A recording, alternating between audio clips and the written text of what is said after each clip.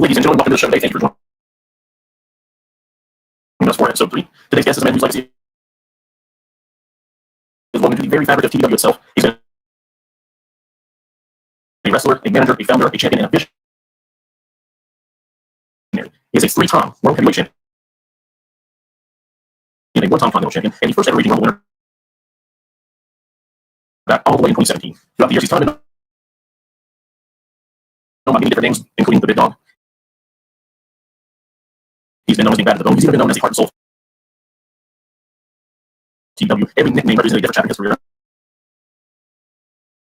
That'll shake this company from the ground up. The legend's evolving. These days, we seem to see a different body, different role, different phase from him. He's kind of become known and embraced his role as manager of the trusted confidant of being, the side, the sidekick, if you will, to the greatest superstar in TBW history that ever shaped itself. Together, they become one of those dangerous alliances the company has ever seen. So, love him or hate him, his influence on TBW is undeniable. His story is filled with triumph, controversy, great vision, and unwavering passion for this business. So let's dive into everything we can, past, present, future, anything. So please welcome to the stage the Painmaker himself, Mr. Josh Allen. Mr. Painmaker, how are we doing today? Mr. Hawkins, it's an honor to grace the presence here in the Talking TBW. It's an honor and a privilege to be on here speaking the, well, as the company says, Talking TBW. Absolutely. And it's an honor and a privilege to be here. So let's get into our conversation, if you will. Absolutely. Seems like we're having a couple technical difficulties, but we'll work through them the best that we can, of course. First thing I kind of want to touch base on is if we go all the way back to last season, we kind of saw this end of an era, if you will, where we had the end of the longest title reign the company has seen to your kind of partner in crime, if you will, Ledger Shade. We want to transition kind of from back then all the way to now. So kind of tell me what the journey was like going from the end of Anniversary last season to kind of all the way up to whenever he won the Raging Rumble. What was kind of like your mindset and his mindset going from then all the way until now? Well, going back,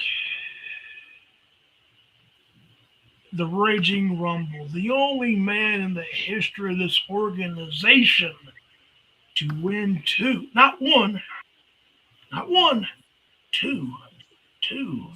Rumbles back to back. And it's kind of fitting because I can remember a couple of years ago, 9 years ago, to the 2017 when the special confidence that we both have Rumble victories under our belts. But I told the world, I told all the fans, I told our people, I told the TBW universe, our people, that he had to be in God mode, God mode, because it's not just a slogan, and that he had to go God mode. He doesn't have to just. He doesn't.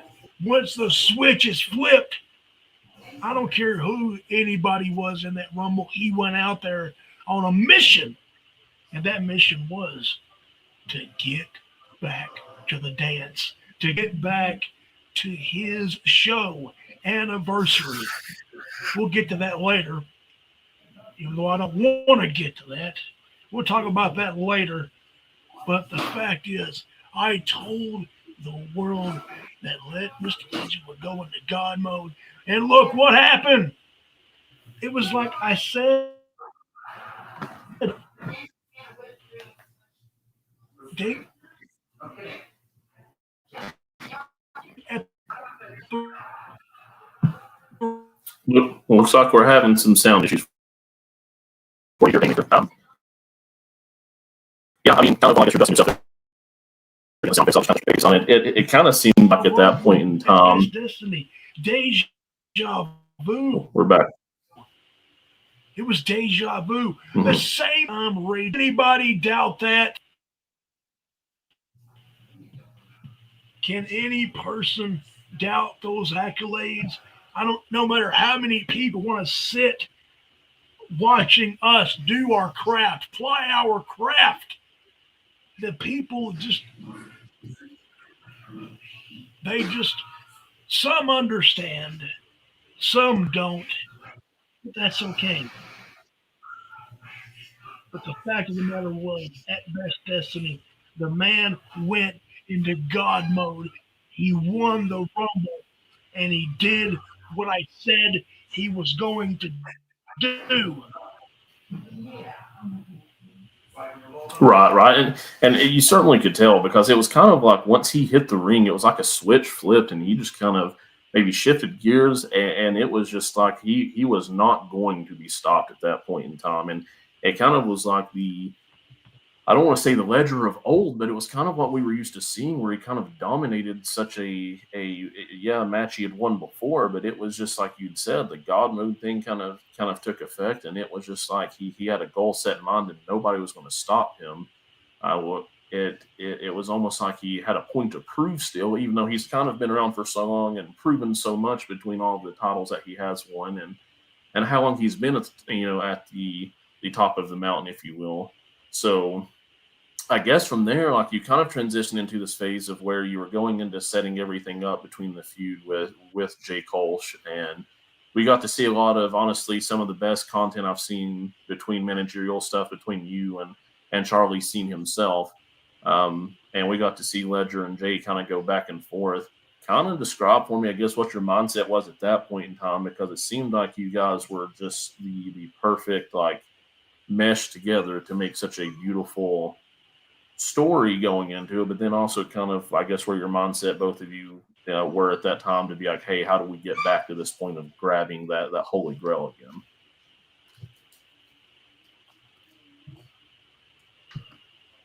Well, like I said, after the Rage Rumble past Best Destiny, that led to one thing: reclaiming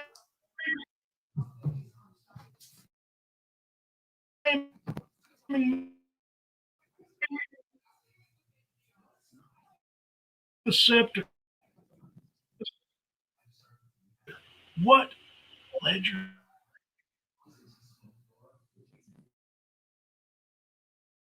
Well, it looks like we're having some difficulties here.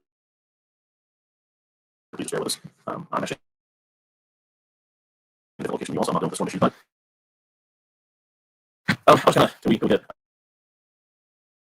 Painmaker back on there? I'm just kind of, I guess, keep going. It kind of seemed like at that point in time, Brett, on the kind of best your things in the comments as well. It seemed like at that point in time, we kind of, you see Ledger shift gears and kind of go full on into that God mode, and you start having the back and forth to where it was almost like he was kind of trying to be himself. Like, hey, I'm on a different level.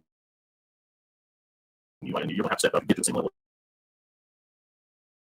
I've been showing down for so long that not only show like the top card in, let's kind of see if you can hang with me, if you will. So you had a lot of back and forth that we can get to anniversary itself. And honestly, it was one of those things where I thought, what we see, and because at that point in time, it kind of seemed like days at the top of his game. So I want to see from here, will he prove himself, or will we see again a holy grail the back ledger? I think so. He can still go. I think we all know that. But at that point in time, you have the closing moments of that match, where it kind of seemed like, hang on, looks like we're getting Painmaker back. Painmaker, you back? Technology, not the best thing in the world. Where was You're okay. I tried to hold him off best after the you were gone. I was kind of starting to get into there at that point in time. I kind of touch on, if you don't care for me, the anniversary itself. You know, the match itself, kind of the building that, kind of what your thoughts were there, and what the heartbreak was like there at the end, and how everything went down. Well, like I said before, technology had to be a complete pain. That's why I don't use it much. Anyway, the complete pain of it all, like I was saying earlier, after anniversary, during anniversary, the Rumble was passed. It came into proposition. It came to pass that Ledger Shade was now 2 Raging Rumble victories. So now that leads to one thing. Like I said, what was a king without his scepter? Nothing. So now it led to us, myself, the special confidant, along with my Anarchy King, taking on the young boy, the so-called It Factor. Some people now are even calling him the ace of this organization. And and then of course he had his version, his royal full, Charlie Cheapo. And you know what? Like Ledger Shade stated at the contract signing, I'm the blueprint when it comes to manager work in the land of Tennessee Backyard Wrestling. No disrespect to Johnny J. No disrespect to even Cheapo. But I managed a who's who of super. I've turned superstars into gold.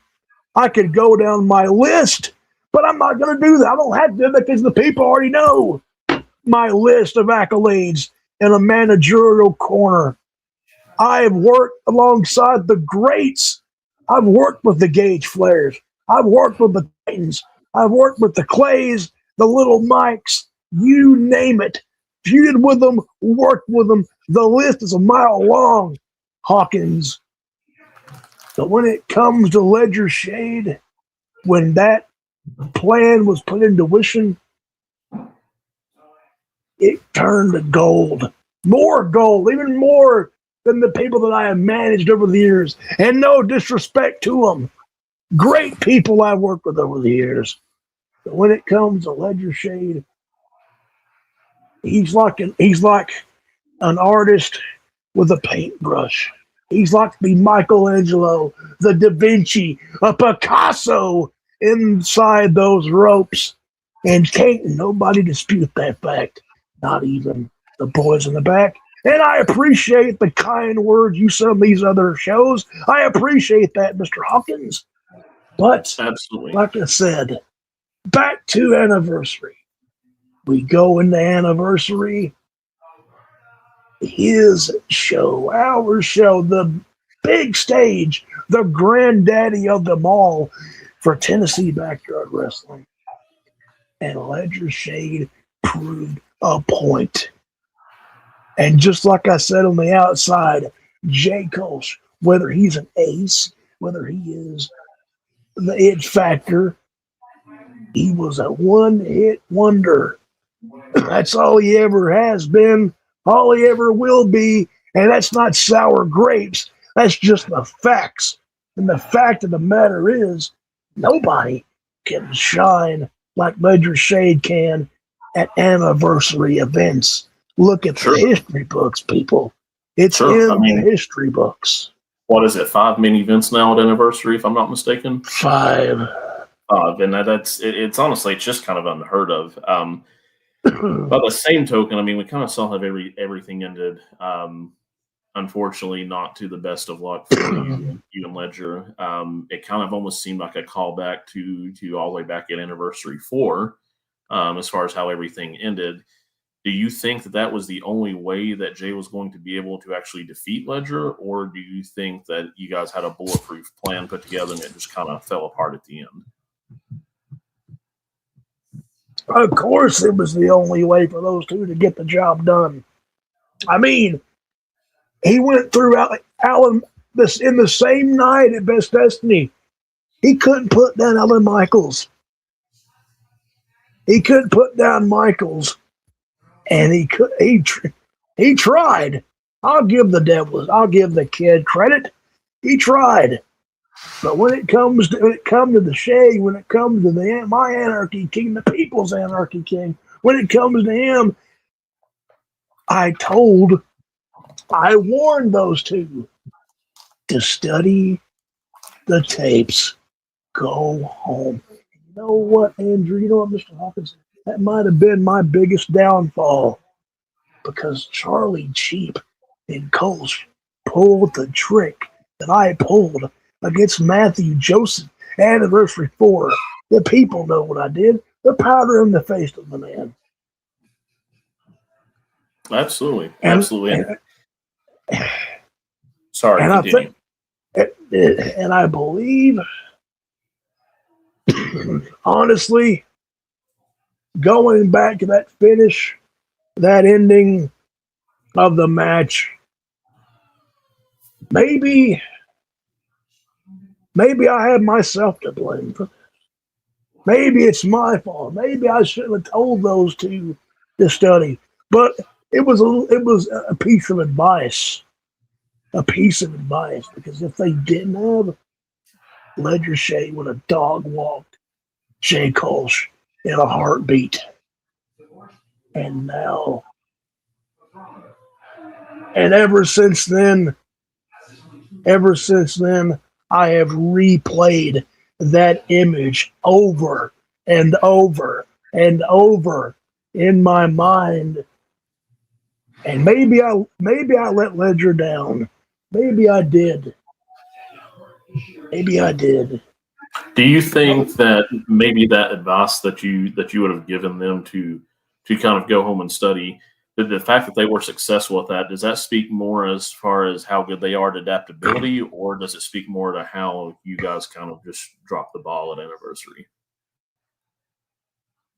Well, what they did was by any means necessary. Any means necessary. I'm not gonna sit here and cry over spilled milk. What's done is done. It happened. Ledger Shea took loss. And have I spoken to him? Yes. I've spoken to him. Great. That's what I was actually going to ask next, because it seemed like at the end of anniversary, you guys kind of had that almost embrace of sorts in the ring at the end of everything, and it was kind of like a surreal moment, because it seemed like you were on this unbeatable path to glory, if you will. But then it was kind of like a storybook ending for Jay, as far as kind of retaining against who I think would all agree, or at least vast majority of us, the greatest superstar to touch a TBW ring. How much have you been in contact with Ledger since then, and kind of where's his mindset right now? Contact wise, not much. Here and there, a little bit. But Ledger Shade is licking the wounds. And if I know Ledger Shade like I do, he'll bounce back and he'll come back. stronger than ever before. Like I said, I know Ledger Shade like I know him.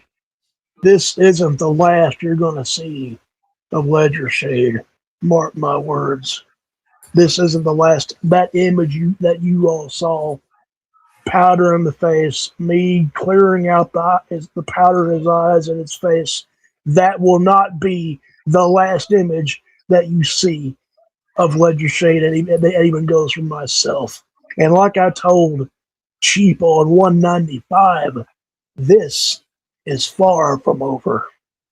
They might have snuck one in on us, but one day it's going to come back to bite them. So, can you actually confirm if he's admitted he'll be back, or is it just because you know him so well, you kind of just know that we will see him again? It ain't a spoiler. It's a promise. I know that Ledger Shade will be back in that scored circle. Mark my words. What do you think his goals would be when he comes back? Because I mean, he's kind of accomplished everything you can ask for. He's won everything. He's done everything. Would his motivation be like a tour of revenge, or is it to kind of set out for more accolades to kind of, I guess, cement his legacy even further? That right now is a good question. And to be honest with you, Mr. Hawkins, with a question like that, I can't really give any details of the King's business. So whenever it happens, folks, just wait and see. Because like I said, mark my words, it might not be soon. It'll happen when you least expect it. That's when someone strikes when you least expect it, it's going to leave a mark. It's going to leave an impact. Absolutely. And we're all about doing that. And if I know Ledger as much as I think that I do, I don't know him obviously near as well as you do, but just being a fan of his work as much as I have over the years, he's all about moments, stories, and impact above all else, it kind of seems like. And I think it's almost like a superstar of opportunity, if you will. So I think whenever he strikes, like you said, it's going to be when you least expect it, but it's going to have the most possible impact at that point in time. Exactly. I definitely do look forward to that because I think that's something that TBW is kind of missing right now. It's a great show, great product, love everything about it. But he just kind of has that ingredient that kind of feels like it's missing at the moment. And so it's one of those things I kind of feel like Jay and Charlie may not say it, but I think they know that it's one of those things when he's there, he makes everybody else better. And so I think it's something, like we said, we need. I guess where I want to kind of go from here is just kind of touch base on other stuff. I know he's your main focal point, but you also see the rest of the product and kind of what goes down. We saw how the number one contendership match between Jay Wild and Chaotic kind of ended. Give me your thoughts on that and kind of where you think it goes from here.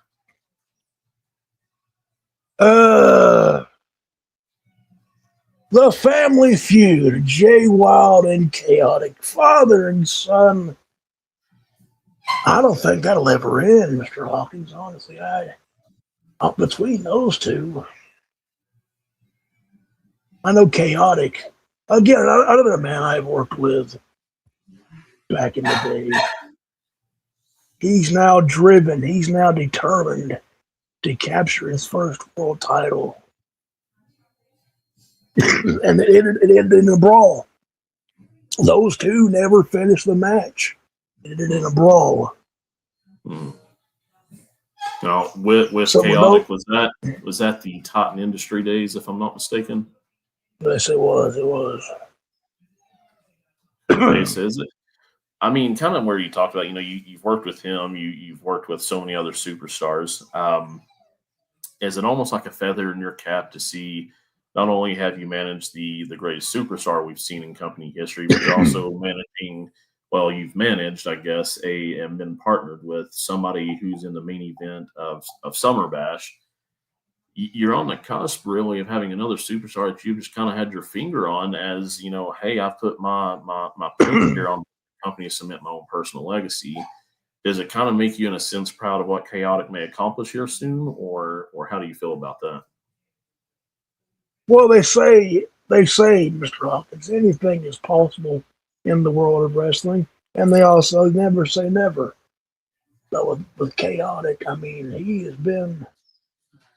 he's hungry for that goal. That's one thing that has eluded him his entire career. Hmm. Can he get it? That's the main thing. because Jay Colch, if Chaotic can make it to Summer Bash, Sure. Colch and Chaotic are they have similar styles. So I think it might be interesting to see those two go at it if it comes into fruition. And Jay Sure. Wild, That would be it'd be interesting to see, because Chaotic has kind of always felt like he's right there on the cusp of kind of going over the hump just a little bit to kind of get to where we see he could take his potential, because I kind of touched on it a little bit. When we see things like the Chaotic flow, you don't really see anybody else pull off moves like that. And so I think that speaks to his athleticism. But it's like anytime he's kind of in those points, like I think, if I'm not mistaken, he won the TriStar Championship, but that was kind of more just part of the prophecy than anything. correct, yes. It just kind of makes you go like, what will it take for a guy like that to finally get there? Because if you're kind of pushing the envelope and you're just as athletic, or you can do things that nobody else can do, then what is it going to take? You know what I mean?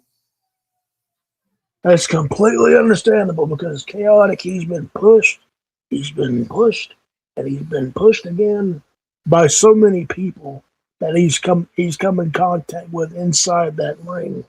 And the only one that has always been the most is that so-called father. Is again Jay Wild, a man who I have had history with in the past. A man I have known very well. Never worked with him. He was always on the other side of the fence. But Jay Wild, this version of Jay Wild, is a madman. Complete nuts. Insane. Jay Wild is on this stretch right now where it just kind of seems like he's not going to be stopped either.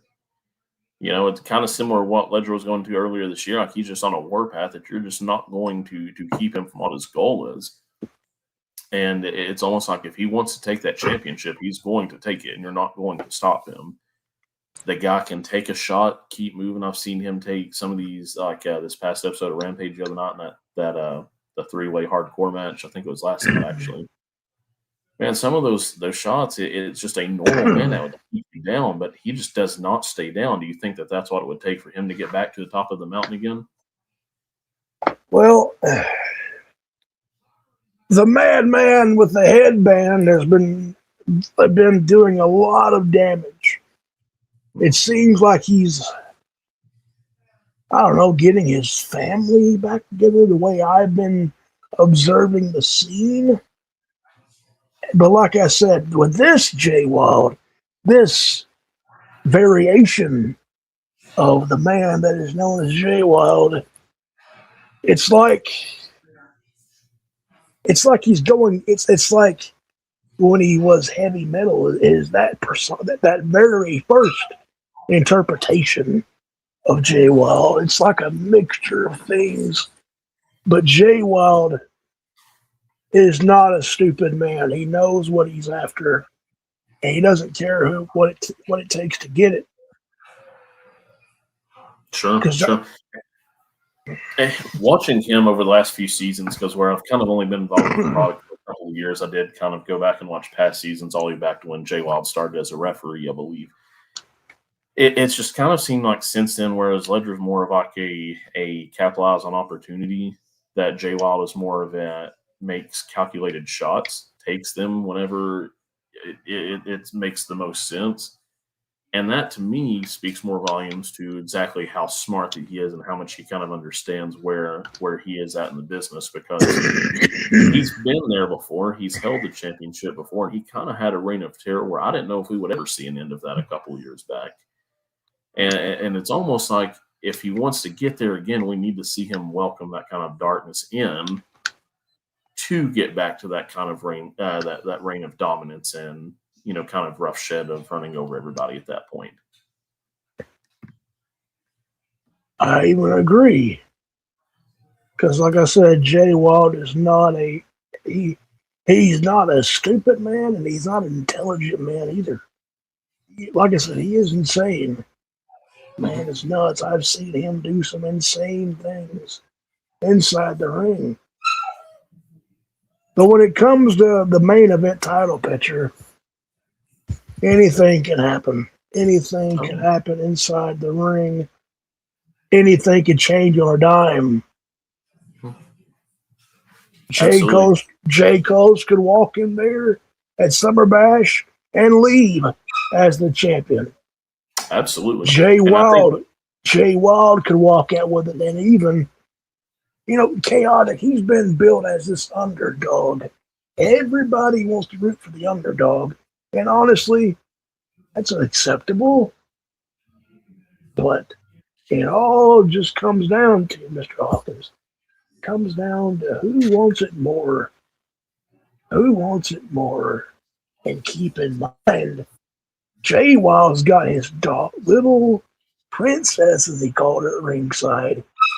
And Jay Coles has Charlie Scene. So Chaotic is going in there all alone. So, but when it comes to those three, when it comes to the world title picture, when it comes to that, it's whoever wants it more. I don't know what's going to happen. I don't know. I really don't know. But what I can guarantee is expect the unexpected in that one. It's honestly kind of seemed like, especially this season, that's where everything is for TBWs. Expect the unexpected, because it seems like we think we have the answers figured out, but every time you kind of think you know where everything's going to end up or who's going to accomplish what, it changes. And not to necessarily just kind of change the whole direction of everything, but kind of to shift gears a little bit. We also saw at Anniversary a change in an alliance between Connor Case and Robbie Andrews. And so that's where we kind of see what's going crazy with the title picture currently for the world title is, hey, what do we do there? And where does Summer Bash go? Who gets the title shot? Who walks away with the gold, for that matter? But then, like I said, when you transition to Robbie and Connor, I don't think anybody kind of saw that partnership ending. Not the way that it did so soon, because it kind of felt like it was still new and fresh, and it's just over out of nowhere. What do you think made Connor take that mindset and the change in personality to go, hey, I'm with the high roller here, to then kind of transition more into support of Atomic Titan? Titan. Because I know you never had this eternal feud that'll never end. That's a name I've heard for time.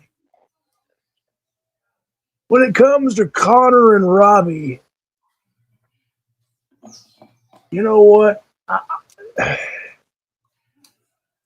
I knew something was in the air. Something was up. I had a feeling something was up. Something just didn't seem right with me at all. And I had a feeling something was coming. And Connor Case just did what any man would do. He sold out, in my opinion. He sided with that guy, with Titan. Why? Connor has stated it was just business. It was a life lesson. Well, if it was a life lesson, then why stick by his side in the first place, Connor? Why stoop that low and turn on your friend, your supposed friend? You know, a lot of people have said in the world of professional wrestling, they're not here to make friends or enemies. They're here to make money or make their spot. Well, Connor Case picked his spot, all right, being the new lapdog, the new pet project for Titan Inc. Titan goes through clients more than I don't know what. I mean, look at all the people he has worked with in Titan Inc. KJ Holloway, done, gone, thank you, bye. Andrew Clay, put out to greener pastures. And now he's got Connor Case, the true professional. That's what he's calling himself. Well, I saw 196. I wasn't there, but I saw 196. And the only professionalism, he's a true thing, all right? A true cheat. We all saw it. We all saw Titan, his new best friend, slip the TriStar belt in, hit Robbie Andrews with his finish, and a 3. Is it more of he's a true cheat, or do you think that just means he truly has the grit and determination that it would take to accomplish what he's setting out to do? Because I feel like we're still not getting the whole story quite yet. That'll kind of unfold over time. As far as I don't think we'll ever will, because I saw the first episode that you put out with this podcast with those two clowns, those two buffoons, and all he would kept saying is 195, 195. And we go with 195, and we didn't really get his reason.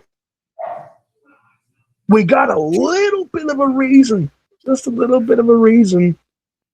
He said it was business. It was a life lesson. Well, the only thing you shown, Connor, is where you find out who your friends are. Robbie Andrews, in my opinion, a guy who I have known since season 1 of Tennessee Backyard Wrestling, since the beginning.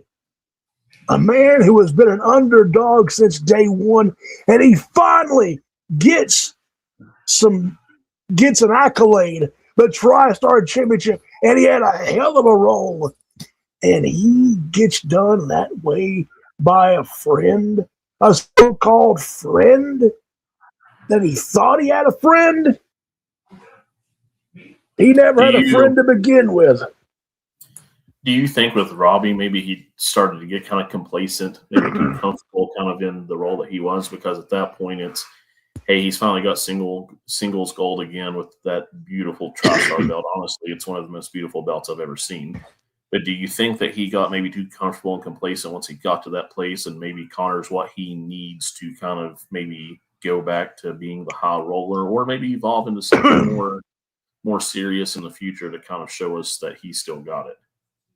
Well, I can't speak for Robbie Andrews, or as I knew him, the Fat Asian, for all the history buffs out there from TBW. I can't speak for the high roller, because I don't associate with the high roller. I work for one man, and that's Mr. Ledger Shade, of course. But when it comes to Robbie Andrews, I know Robbie if I know Robbie like I do, I don't think this loss is going to affect him, because Robbie Andrews is a fighter.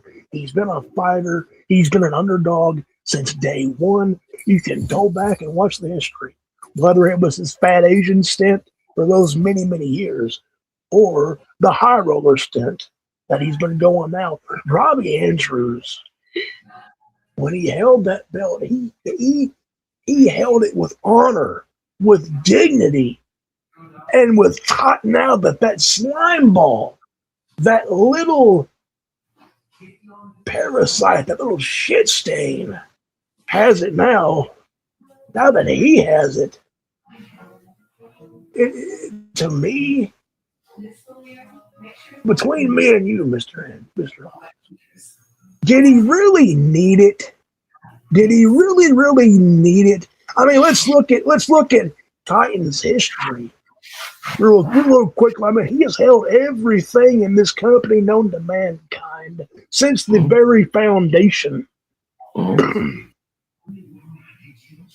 I just think that whole situation was ridiculous. It was disgusting, and to me, I really feel bad for Robbie Andrews because he held that belt with honor, with dignity, with pride.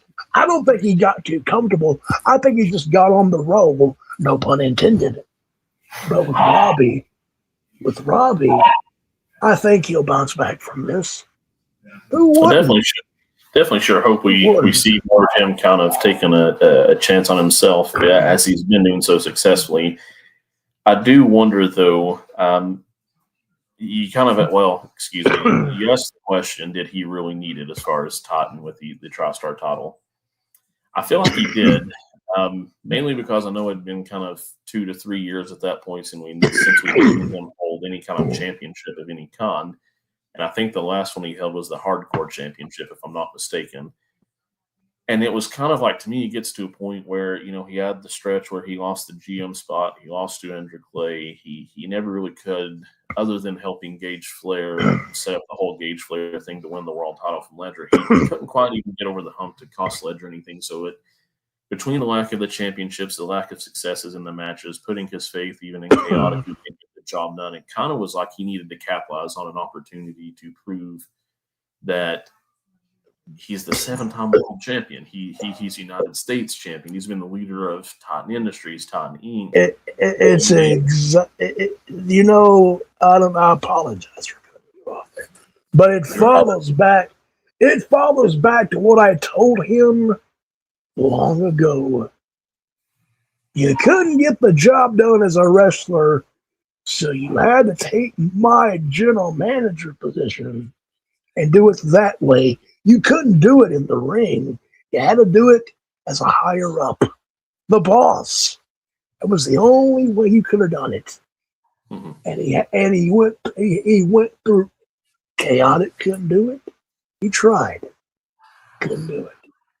Then, to his credit, I will give the devil his due.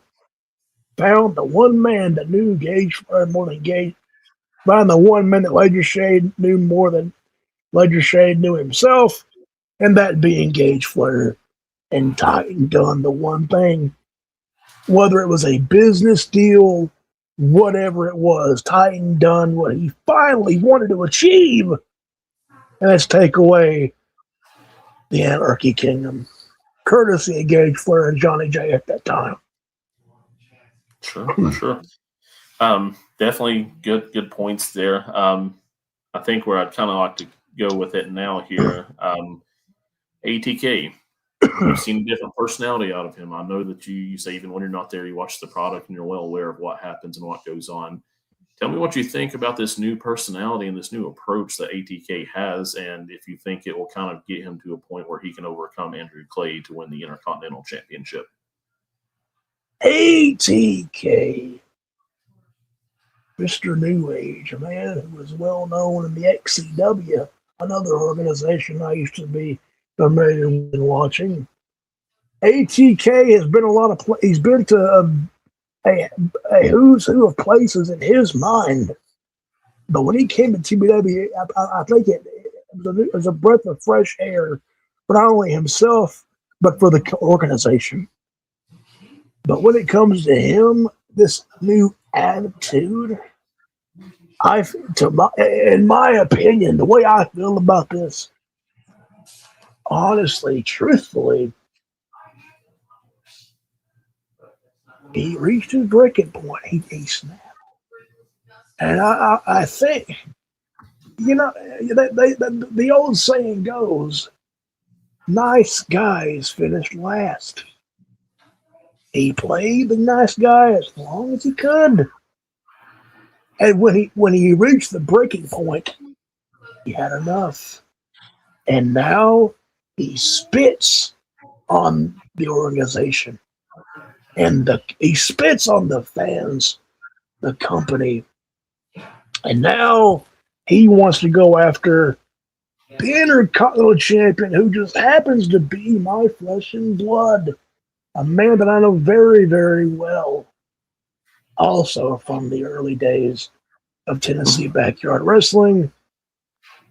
And Andrew Clay he's been, of course, another man who was enlisted to Titan Inc.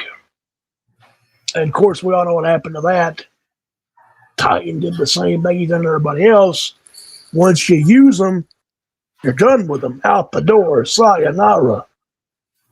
But when it comes to ATK, and Andrew Clay, Clay's the veteran. He's been around a long time. ATK, the new kid on the block, he's fresh to a lot of our fans here. So honestly, it could be a toss-up. I don't know what's going to happen between those two. I really have no idea.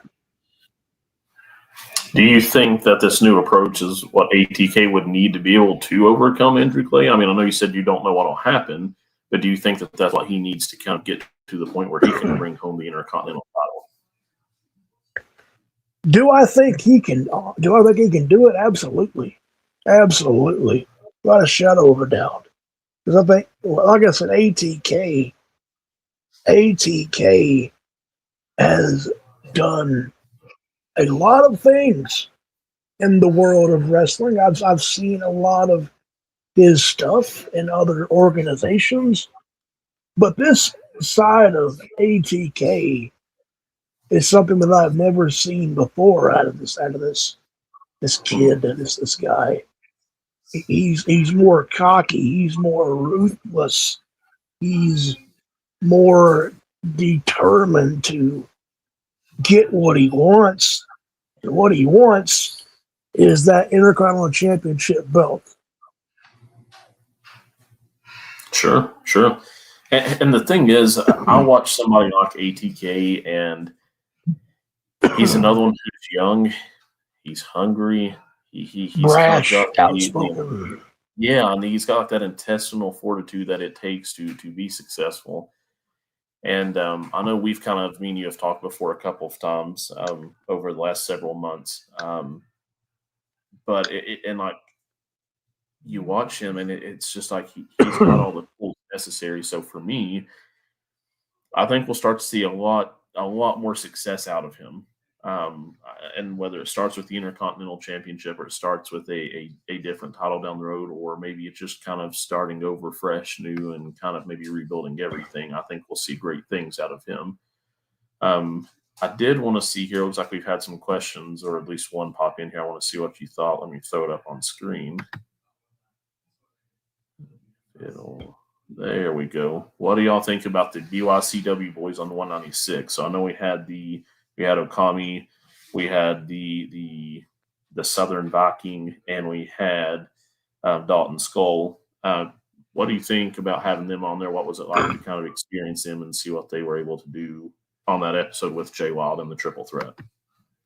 BYCW, those group of guys, they love the sport. I give those guys credit. They love the sport of wrestling. They love to go extreme. You've all seen on their platform, on their organization. And of course, Jay Wild, for some reason, I've noticed he's been having this altercation, this issue. Dalton Skull, we've seen that backstage on 196.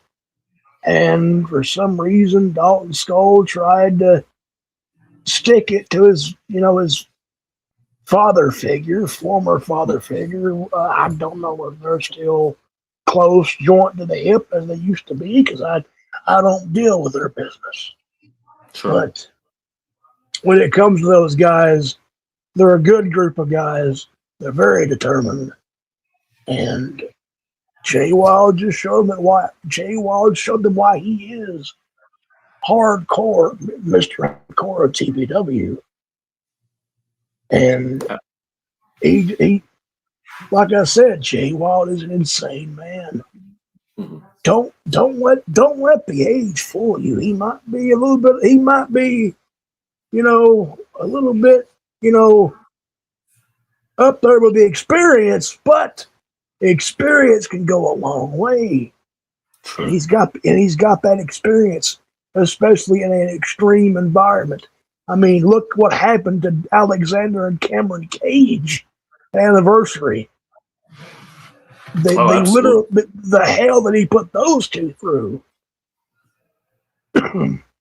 Absolutely. And that was the thing, like going into that triple threat, I didn't really pick Jay Wild to win that one. When we saw the anniversary where we'd have Cameron Cage and Dustin Alexander, I'm not as familiar with him, but a great, great guy, from what I can tell. I just kind of thought where you kind of had this pre-existing relationship between the two of those that we kind of see more of a partnership long term in that match to kind of drive one of them to success, because it kind of seemed like before they even went out to the ring, they were kind of getting on the same page. But it seemed like you had the balance of they couldn't kind of get along once they were out there, but then you also had Jay Wild that kind of he plays mind games in a way, and it was almost like he was able to divide and conquer. Um, but Right. yeah, I mean, it's having those guys that haven't necessarily always been regulars, or having BYCW guys on there. It's kind of nice to see just a different point of view, a different aspect, different guys. Um, but I would definitely welcome them back in the future because it just gives another dimension to what you're seeing for the product on screen, of course. So I'm sure you would kind of feel the same way there. Um, the only other thing really that I've got for us here, because we kind of went over most everything I wanted to touch base on, do you think we see, what do you think that we see out of Johnny J being in charge from here? Because I know we started kind of season with Jacob Young being the interim GM, and now it's kind of like Johnny J. Do you think he'll be I guess made permanent, or do you think we'll just see him short term? And no matter if it's long term or short term, what do you think that we see out of him from a product standpoint? Well, Johnny J, another man that I have came across in my managerial career, working alongside with Ledger Shade when he was against Gage Flair, the Woo Man, the workhorse. Mhm. But when it comes to his general manager position, honestly, it could be a long-term thing, could be a short-term. I really can't say. But I think Johnny J, maybe he's turned over a new leaf. Maybe he wants to fight the good fight. Could be possible. Could be possible. But with Johnny J and his history, a leopard doesn't change his spots that too many times. So, I mean, can I really trust Johnny J? I don't know. That's one where it's definitely a valid question, but so far it seemed like he's tried to call it as straight down the middle as far as being fair as he can. Sure, Right. he still kind of put that Johnny J touch and that attitude on everything, but he's been as fair as you possibly could make it under the circumstances. Exactly.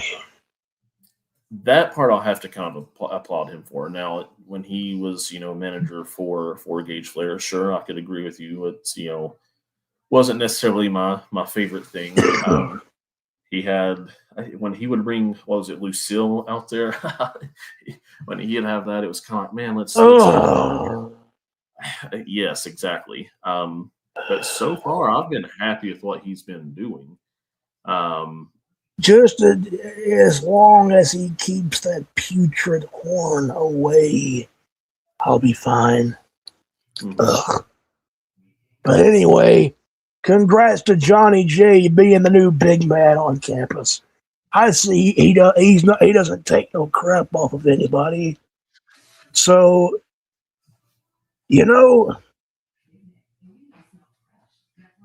I'll congratulate Johnny J.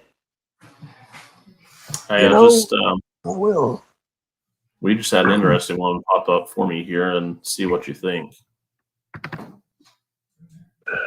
This guy. I've done talked about you shit for brains. I've already talked about you.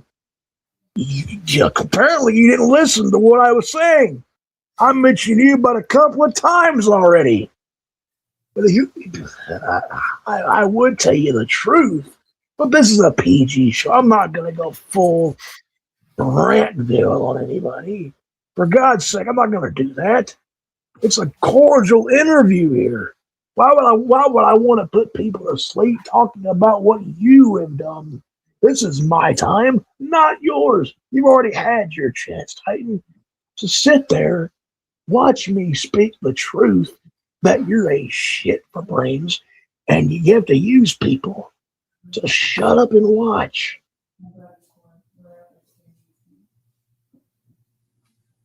Busy schedule. What? Yeah, well, yeah, what? Connor's shining your shoes? That's your schedule? Some schedule.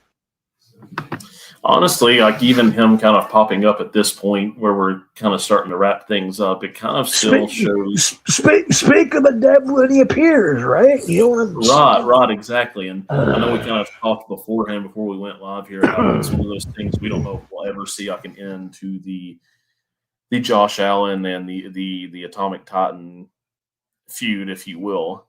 I mean, that right there kind of encapsulates us all, because it's kind of like right when you think we're about done with and we're kind of sending everything home. He's sour. He sours my. I was having a good, cordial interview. This man wanted me to come on the show, a new face in the world of TBW, even it's in a podcasting land. And it had to be questioned by this buffoon. The wrestling gods must hate me. Nonetheless, I'll answer. He is a casual viewer, whether I like it or don't, and I really don't. But Titan is Titan. What can I say? Sure. Well, like I said, we're kind of closing up here for the knot. Anything else you'd like to add? Anything you'd like to throw out there before we send it home? Well, like I said, if any of you people think that this will keep Ledger Shade down after that defeat, I promise you, hell, take a page out of Johnny J. I give you a Painmaker guarantee that Ledger Shade will be back inside that 16 by 16 TBW ring, as God is my witness. And once that happens, look out for anybody, because Ledger Shade is going to come back. Whether it's going after Kolsch, or maybe us setting our eyes on somebody else. You just never know what the special confidant and Anarchy King will do. You never know what we're going to say. You never know the consequences. So to anybody in the back of those curtains, you're on notice. Every one of you. Every one of you. Awesome. I couldn't agree with you more, and definitely can't wait to see what he accomplishes. As you kind of acknowledged earlier, I'm a big fan for Ledger. Can't wait to see everything else that he does do when he comes back, because I think whenever that may be, like you said, when we least expect it, I think he will be on an absolute warpath. And I think we'll see a different perspective from him that we've either not seen before or we haven't seen in a very long time. And I'm here for it. I'm absolutely here enjoy the ride, because this time it might be a bit different. You never know what cards will be up the sleeves of the Anarchy Kingdom. You never know. Absolutely, you really never expect the unexpected. And one more thing I'll say. You kind of touched on it, but I'll elaborate a little bit.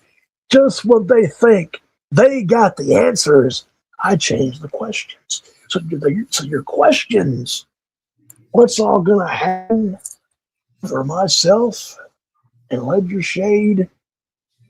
Tune in, because one of these days like I said, it might not be on a rampage. It might not be on an event.